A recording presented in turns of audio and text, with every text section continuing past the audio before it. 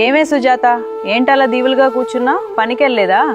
ఏం పని లక్ష్మి, ఢిల్లీ వాళ్ళు మన ఉపాధి హామీ పథకాన్ని మార్చేస్తున్నారట కదా. ఇక మన రాష్ట్రానికి డబ్బులు రావట అంతా మన రాష్ట్ర ప్రభుత్వమే భరించాలట. ప్రతిపక్ష నాయకులు అదే చెప్తున్నారు. మనకు పనులు దొరకవేమో అని భయంగా ఉంది.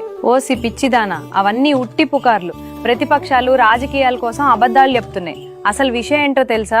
మోదీ గారు పాత పథకాన్ని తీసేయలేదు, దాన్ని బీబీజీ రామ్జీ అని మరింత గొప్పగా మార్చారు. పేరు మార్చితే మనకేంటి లాభం? మనకు డబ్బులు వస్తాయా? పేరు మాత్రమే కాదు సుజాత, పని దినాలు కూడా పెరిగాయి. ఇంతకు ముందు ఏడాదికి 100 రోజులు పని గ్యారంటీ ఉండేది కదా. ఇప్పుడు ఈ కొత్త చట్టం కింద 125 రోజులు పనిస్తారు.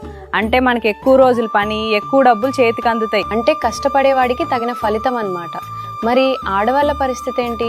భలే అడిగావు. ఈ పథకంలో ఆడవాళ్లకే పెద్ద పీట. ఇప్పటికే ఈ పనుల్లో 58% మంది మన ఆడవాళ్లే ఉన్నారు.